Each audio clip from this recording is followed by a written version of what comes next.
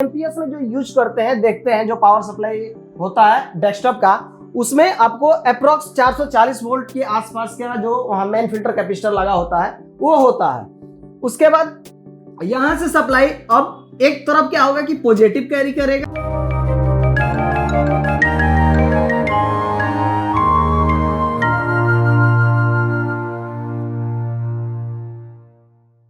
नमस्कार दोस्तों, आप सभी का फिर से बहुत बहुत स्वागत है हमारे इस मल्टीटेक इंस्टीट्यूट में और हमारे इस यूट्यूब चैनल पे। अगर आपको बहुत सारे इस पे लैपटॉप, डेस्कटॉप, प्रिंटर, सीसीटीवी अलग अलग तरह का आपको वीडियो मिल रहा होगा। अगर आपको laptop, desktop, printer, CCTV, mobile, battery, e rickshaw controller, LCD, LED से रिलेटेड अगर आपको चिप लेवल रिपेयरिंग कोर्स वगैरह करना है तो आप हमारे दिए हुए स्क्रीन पे कांटेक्ट कर सकते हैं या फिर www.multitecinstitute.com पे विजिट कर सकते हैं। चलिए दोस्तों, एक्चुअली आज की इस वीडियो में हम आपको बताने वाले हैं कि पावर सप्लाई के बारे में। तो पावर सप्लाई के बारे में अभी हम एक्चुअली यहाँ तक जो हमने अभी ये डायग्राम आपको बनाया है इसके बारे में पूरे तरीके से आपको समझाने वाले हैं, बताने वाले हैं कि किस तरह से आपको ये पावर सप्लाई एक आपको चेक करना है, उसको कैसे रिपेयर करना है, किस किस तरीके से उसको परफेक्टली हर एक चीज पॉइंट टू पॉइंट आप टच कर सकते हैं, चेक कर सकते हैं। तो चलिए दोस्तों शुरू करते हैं।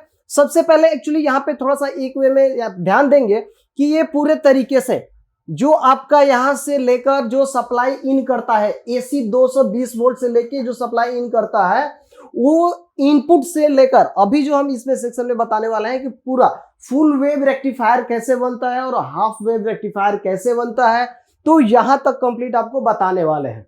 तो चलिए दोस्तों, सबसे पहले देखेंगे कि यहां पे एसी इनपुट 100 वोल्ट से लेके 290 वोल्ट तक यहां पे हो सकता है और 50 हर्ट्ज। ठीक है, एक आपका इसमें होता है न्यूट्रल और एक होता है लाइन। ठीक है, ये दो पॉइंट होते हैं। जैसे यहां से जैसे आप आगे चलेंगे यहां पे एक ग्लास लगा होता है फ्यूज वाला, मतलब जैसे कि फ्यूज जो होता है ग्लास वाला फ्यूज लगा होता है। ठीक है, यहाँ पे हमने लिख दिया है ग्लास वाला फ्यूज। बस जैसे इसके बाद आप आगे आएंगे और फिर ये नीचे वाला जैसे आपको आगे चलेगा तो यहाँ पे आपको मिलेगा एक एनटीसी। ठीक है, नेगेटिव टेम्परेचर कोएफिशिएंट, जिसको हम थर्मिस्टर बोलते हैं। ठीक है जी, तो यहाँ पे लगा हुआ है एक थर्मिस्टर। उसके बाद जैसे थोड़ा सा आगे चलेंगे तो एक आपको वीडीआर मिलता है। ठीक है, वीडीआर यहाँ पे देखेंगे कि रजिस्टर हमने लगाया है, इसको बोलते हैं वीडीआर, वोल्टेज डिपेंडेंट रजिस्टर। उसके बाद फिर यहाँ पे देखेंगे कि एक एनपीसी लगा होगा, नॉन पोलराइज कैपेसिटर। यहाँ पे एक नॉन पोलराइज कैपेसिटर हो गया जी। ठीक है, इसके बाद अगर देखेंगे तो यहां से नॉन पोलराइज कैपेसिटर से जैसे आप आगे बढ़ेंगे तो ये आपको लगा हुआ है कॉइल। ये क्या लगा हुआ है जी? कॉइल लगा हुआ है। ठीक है, ये कॉइल है। ठीक है, कॉइल से जैसे आप आगे जाते हैं तो यहां पे ये लगा हुआ है आपको, यहां पे ये लगा हुआ है जिसको बोलते हैं कि ब्रिज रेक्टिफायर डायोड। ठीक है, तो ब्रिज रेक्टिफायर डायोड एक्चुअली बनता कैसे है? ठीक है, ये अलग अलग तरीकों से आते हैं।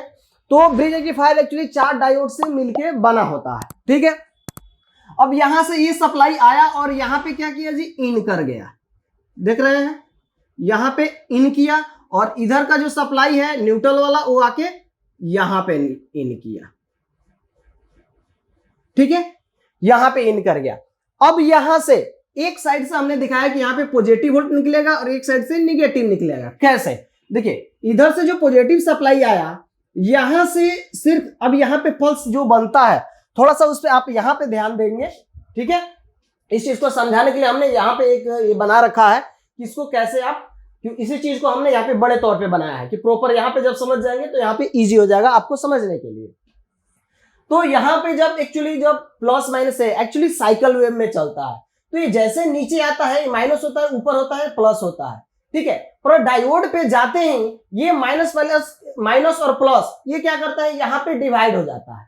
ठीक है, यहाँ पे डिवाइड होते हैं, जैसे कि यहाँ पे देखेंगे कि ये आपका आ गया माइनस प्लस। अब यहां से क्या होगा, जो भी आपका पॉजिटिव चार्ज होगा वो आगे इधर से कैरी करेगा। पर यहां से क्या हुआ कि यहां पे भी पॉजिटिव चार्ज आ सकता है। ठीक है, और यहां पे नेगेटिव। तो यहां पे क्या होगा, जैसे निगेटिव आएगा तो निगेटिव आपको इधर के तरफ पास करेगा, क्योंकि इधर तो जाएगा नहीं। तो निगेटिव क्या होगा, इधर पास करेगा और यहां पे पॉजिटिव, तो ये तो यहीं पे रोक देगा। ये डायोड है। ठीक है, तो डायोड देखिए वन वे होता है, कभी भी डायोड आप देखेंगे कि वन वे होता है, यानी पॉजिटिव से निगेटिव की तरफ सप्लाई देता है, ना कि निगेटिव से पॉजिटिव की तरफ। तो कभी भी ये पॉजिटिव से निगेटिव की तरफ सप्लाई देगा, तो जो भी सप्लाई आएगा वो आगे इजीली यहाँ पे पॉजिटिव पास कर जाएगा। पर निगेटिव आप यहाँ पे, अगर निगेटिव यहीं पे आया तो यहां से इजीली ये आपको कैरी कर जाएगा, और यहां से जो सप्लाई आपको निकलेगा निगेटिव, तो एक साइड आपका आ गया न्यूट्रल और एक हो गया एक साइड पॉजिटिव। ठीक है, एक साइड में आ गया न्यूट्रल और एक साइड में हो गया आपका पॉजिटिव। इसको यहां पर क्या होता है कि यहां पे हाफ वेव से फुल वेव बनता है। ठीक है, हमने यहां पे लिखा हुआ है full wave rectifier. Full wave कैसे, देखिए अगर वही केवल आपका डायोड, अब देखिए 4 डायोड लगा होता है तो यहाँ पे फुल वेव बनता है। अगर 2 डायोड लगा होगा तो हाफ वेव बनेगा। कैसे, अगर 2 डायोड यहाँ पे लगा होगा तो क्या होगा कि सिर्फ ऐसे बनेगा, फिर जितना देर ये नीचे वाला साइकिल चलेगा उतना देर खाली रहेगा, फिर ये बनेगा। तो क्या होगा, इसको बोलते हैं कि हाफ वेव है। ठीक है, फिर उतना दूर खाली होगा, फिर उतना दूर बनेगा, इसको बोलते हैं हाफ वेव। पर जैसे ही जब 2 और डायोड लगाया जाता है, यानी 4 डायोड लगाया जाता है, तो ये फुल वेव बनता है। मतलब कि ये अब ऐसे बनता है, यहां पे कोई स्पेस नहीं होता है। वही चीज हमने आपको यहां पे दिखाने की कोशिश की है कि फुल वेव में आपको कुछ इस तरह से दिखेगा, और हाफ वेव होगा तो सिर्फ क्या होगा कि ये बीच वाला आपका जो माइनस वाला पिन, मतलब जो माइनस वाला होगा वो आपको इसमें नहीं बनेगा। तो हाफ वेव होगा तो ये ऊपर नीचे आपको ऐसे कैरी करते रहेगा। ठीक है, पर फुल वेव होगा तो आपको कंटिन्यू आपका साइकिल चलते रहेगा। ठीक है, तो ये हो गया आपका फुल वेव। अब यहां से जब आप आगे बढ़ते हैं, यहां से जब आप आगे बढ़ते हैं तो यहां पे ये लगा हुआ है कैपेसिटर, मेन फिल्टर कैपेसिटर। ये जो मेन फिल्टर कैपेसिटर होता है 440 वोल्ट का हो सकता है, माइक्रोफैराड 500 से 300 से लेके 500 के बीच में मोस्टली ज्यादातर होता है जो हमारे पावर सप्लाई में होता है। ठीक है, अगर इससे कम बेस भी आपको मिल रहा है तो हो सकता है कि आपको एडेप्टर हो या फिर अलग अलग तरीके के जो आप यूज किया जाता है उसमें कंटिन्यू हो सकता है। पर यहाँ पे जो हम एसएमपीएस में जो यूज करते हैं, देखते हैं जो पावर सप्लाई होता है डेस्कटॉप का, उसमें आपको अप्रोक्स 440 वोल्ट के आसपास का जो वहां मेन फिल्टर कैपेसिटर लगा होता है वो होता है।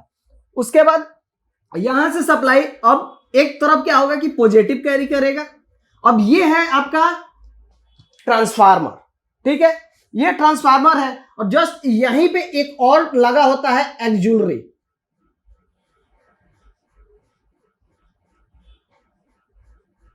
ठीक है, तो अभी हम सिर्फ ये इसका भी कंडीशन मैं बाद में बताऊंगा कि इसका काम क्या होता है, पहले ये इतना समझ लेते हैं। ठीक है, यहां पे आ गया ये सप्लाई।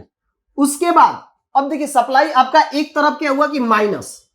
अब जब आप मेन फिल्टर कैपेसिटर पे जब आप चेक करते हैं तो क्या होता है, वहां पे आपको अप्रोक्स 300 से लेके 350 वोल्ट के बीच में आपको डीसी वोल्ट मिलता है। ठीक है, पर यहां पे आपको करंट लगेगा कभी भी ऑन बोर्ड में, यानी सप्लाई देके कभी भी आपको हाथ इसमें नहीं लगाना है। ठीक है, इसके बाद ये आपका माइनस हो गया, यहां से ये सप्लाई आपको चला और कहा जाएगा जी स्विच, क्योंकि ये सप्लाई इधर तभी बनेगा जब यहां पे स्विच होगा। अब स्विच करने के लिए हमने यहां पे लगा दिया है मोसफेट।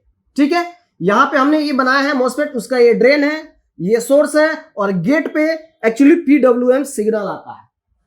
पीडब्ल्यूएम सिग्नल कैसे होता है देखेंगे, ये जितने देर के लिए नीचे ऑफ होता है फिर उतने देर के लिए ऊपर ऑन होगा, फिर ऑफ होगा फिर ऑन होगा। ये बहुत फास्ट प्रक्रिया होती है। ये जो आपको ऑन ऑफ का जो पीडब्ल्यूएम सिग्नल है ऑन ऑफ होने का, ये 20 किलो हर्ट्ज से लेके 50 किलो हर्ट्ज के बीच में आपका हो सकता है। इसको चेक करने के लिए आप सीआरओ मशीन जो होता है, सीआरओ मशीन हो गया या फिर आपका डीएसओ मशीन, उससे आप इसको अच्छे से चेक कर सकते हैं। ऐसे तो आप इसको मुश्किल है चेक कर पाना। तो ये कितना होता है जी, 20 किलो हर्ट्ज से लेके 50 किलो हर्ट्ज के बीच में पीडब्ल्यूएम सिग्नल। और ये क्या करता है जी, मोसफेट के गेट को इनेबल करता है। ठीक है, ये कहां से आया कैसे आया, ये जस्ट इसके बाद वाले जो वीडियो है उसमें आपको मिल जाएगा। ठीक है, तो ये अभी पार्ट 1 वीडियो है, इसके बाद भी वीडियो आने वाला है। चलिए आगे आते हैं। जैसे ही इसका गेट इनेबल होगा, ये क्या करेगा, इस ट्रांसफार्मर को स्विच करना चालू कर देगा, यानी इसको एक तरह से इनेबल स्टार्ट करना चालू कर देगा। और जैसे ही इधर से स्टार्ट होने की प्रक्रिया चालू होगी, इसके अंदर मैग्नेटिक फील्ड बनेगा, इसके अंदर जी मैग्नेटिक फील्ड बनेगा। जैसे ही मैग्नेटिक फील्ड बनेगा, आउटपुट में इसका जो सप्लाई है वो निकलना प्रोसेस चालू हो जाएगा। इसके लिए अभी तो और इसका जो सेक्शन है वो अभी आगे बढ़ेंगे, फिर उसको अच्छे तरह से समझाएंगे।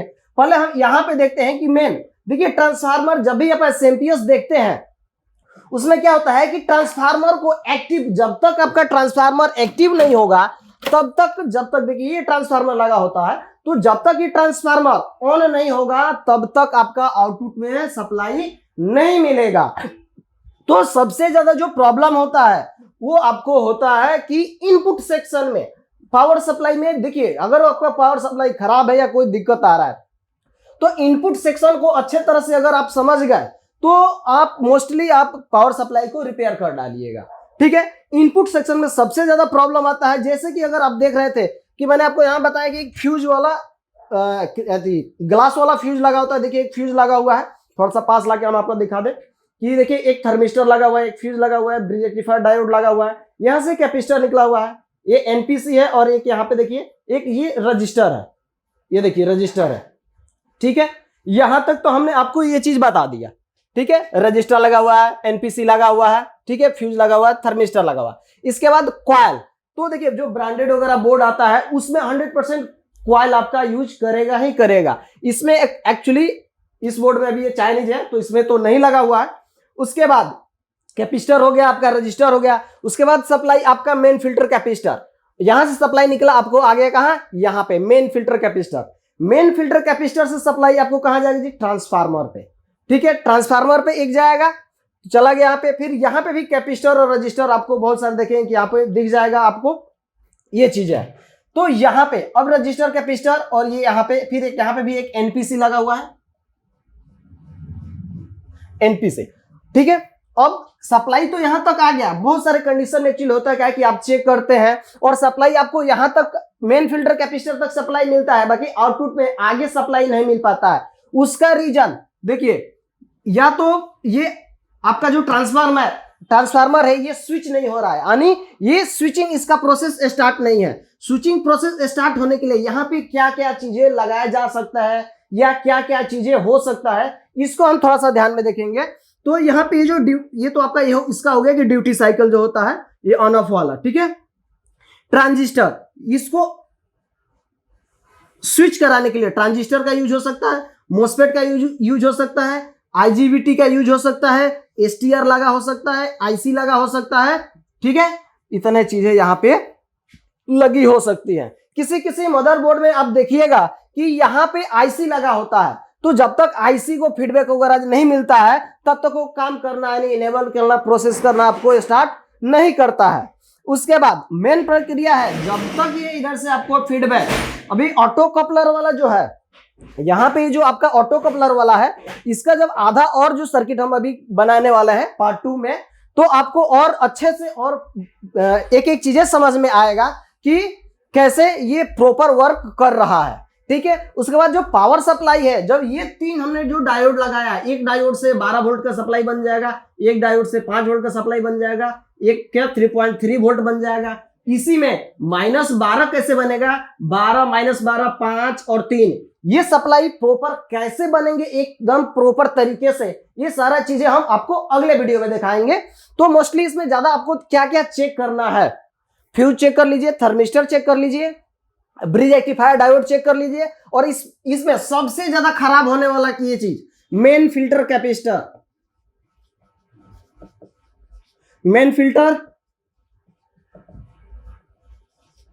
फिल्टर कैपेसिटर, यहां पे मेन फिल्टर आपका कैपेसिटर लगा होता है जो सबसे ज्यादा खराब होता है, फिर फूल जाता है, लीक कर जाता है, जिसकी वजह से आपका एसएमपीएस प्रॉपर चल नहीं पाता है, या फिर जैसे ही आप लोड देते हैं आपका सिस्टम हैंग कर जाता है या फिर रीस्टार्ट हो जाता है, ठीक है। तो आई थिंक कि ये सारी चीजें आप समझ गए होंगे। अगले वीडियो में आपको ये देखना है कि 12 वोल्ट, -12 वोल्ट, 5 वोल्ट और 3.3 वोल्ट ये कैसे बन रहा है। इसको प्रॉपर देखने के लिए आप अगले वीडियो को जरूर देखिए। अगर आपको laptop, desktop, printer, CCTV, mobile battery e rickshaw controller, LCD LED से रिलेटेड अगर आपको चिप लेवल रिपेयरिंग कोर्स वगैरह करना है तो आप हमारे स्क्रीन पे दिए हुए नंबर पे कांटेक्ट कर सकते हैं या फिर www.multitechinstitute.com पे विजिट कर सकते हैं। तो चलिए दोस्तों, मिलते हैं अगले वीडियो में, तब तक के लिए बहुत बहुत धन्यवाद। Thank you.